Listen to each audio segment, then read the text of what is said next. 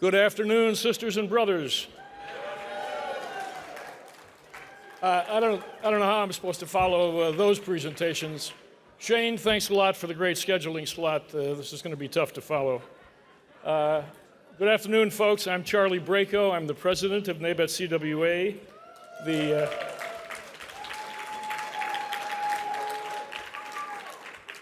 We are the broadcast and cable television workers sector of CWA.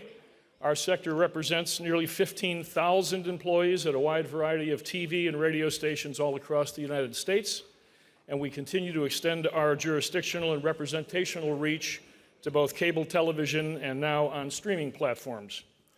As the broadcast industry changes and evolves, our highly skilled professional members train diligently to keep their skills sharp so that they can move with the rapidly changing technology. And throughout our union's proud 92-year history, our NABET members have always maintained that standard of technical excellence and editorial excellence. Unfortunately, the policies of this current administration and Trump's outsized and heavy-handed control of the Federal Communications Commission is threatening the job security and the livelihood of our members all across the United States and the broadcast industry. Regulatory approval of mega mergers for broadcast and entertainment corporations equates to fewer good jobs and, in many cases, layoffs for our broadcast technicians, our news crews, our writers, producers, and reporters. These attacks on the industry also mean less diversity of content for viewers, a loss of accurate, reliable reporting and information. In particular, we've experienced some aggressive, brutal, and unnecessary attacks on our members in public broadcasting, such as NPR and PBS. I'm here to introduce you to Björn Westergard.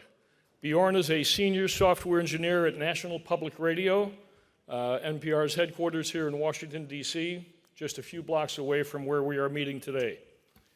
Björn is the elected secretary of NABET-CWA Local 52031, located here in the DC area. Björn first joined CWA back in 2017 in a campaign that he and his colleagues started working at a software company named Lanetix. And they organized their shop and joined the Washington-Baltimore News Guild. Management responded to that organizing drive by firing the entire unit. And following an investigation by the NLRB, Lanetix settled for $775,000 in back pay and damages for the unjustly fired employees. In 2021, Björn was part of the organizing committee that brought software, marketing, communications, and video teams to National Public Radio and into NABET-CWA along the already organized radio engineers and broadcast technicians at NPR. Björn is here to speak to you more about our ongoing fight to preserve and protect and support public media operations and our members who work in public media all across the United States. Please join me in a warm CWA welcome for Björn Westergard, Secretary, NABET-CWA, Local 52031.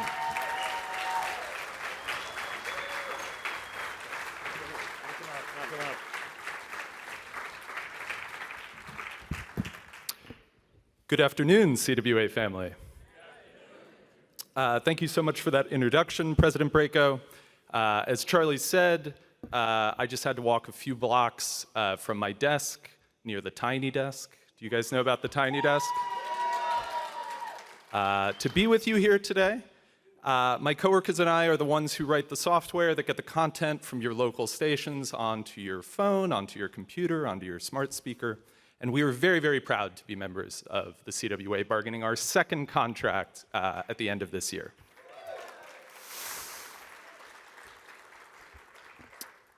I'm here to talk to you today because our NABET and News Guild units in public broadcasting have been under essentially continuous attack for more than a year now. Our workplaces have become targets in the Trump administration's overall war on the press. The first blow came in January 2025, when Brendan Carr, the chair of the FCC, ordered a politically motivated investigation into NPR and PBS with an eye to challenging the broadcast licenses of local stations, to shut them down. Then, last May, President Trump signed an executive order designed to permanently block federal support for NPR and PBS stations. A federal judge ruled that move constitutional, but by that point, they'd already moved on to their third and most dangerous strategy.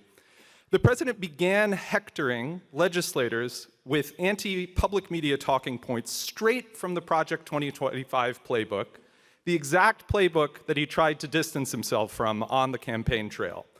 Of course, compliant Republicans in Congress put together a rescission bill to pull back $1.1 billion in already appropriated funding for public media and permanently end federal funding thereafter. Now, I'm proud of the campaign we ran against that bill. Speaking not just for myself, but for all of my public media colleagues, I particularly want to thank President Cummings, President John Schlois of the News Guild, Charlie Braico, president of NABET-CWA, the Defense Fund Oversight Committee, which funded our organizing and lobbying. It wouldn't have been possible without you. And of course, all of the News Guild and NABET officers, I see many of you sitting over here, who were on our national organizing calls all year. Can we get a big round of applause?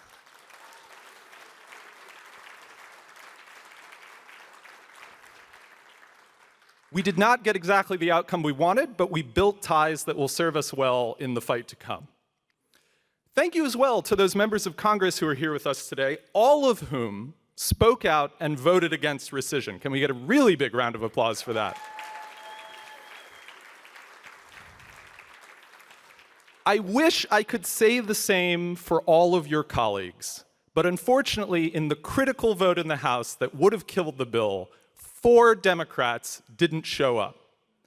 For want of just 2, we lost every dollar of federal funding for public media in this country. So where does that leave us as workers and as citizens?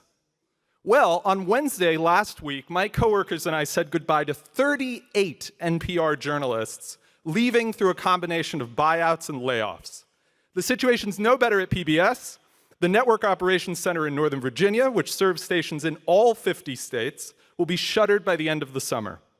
All 32 of my locals members there will lose their jobs, including our treasurer and one of our most loved stewards. But the real pain is only beginning to be felt at local stations all across the country as financial reserves burn down. In just the last few months, major layoffs and service cuts have been announced by stations that serve rural parts of Utah, Pennsylvania, Indiana, Ohio, Kentucky, South Dakota, and Alaska. In many cases, these stations employed the only journalists for miles around and provided the only emergency warning infrastructure. This is what the self-styled champions of rural Americans have delivered for their constituents. It is no coincidence that this is happening at a time when mergers between commercial news organizations are being rubber-stamped by Carr's FCC, further limiting citizens' access to reliable news coverage. But I'm happy to report that our union is still in the fight. I was proud that last August, delegates at CWA's 80th convention passed a resolution committing us to the fight to restore federal funding for public broadcasting.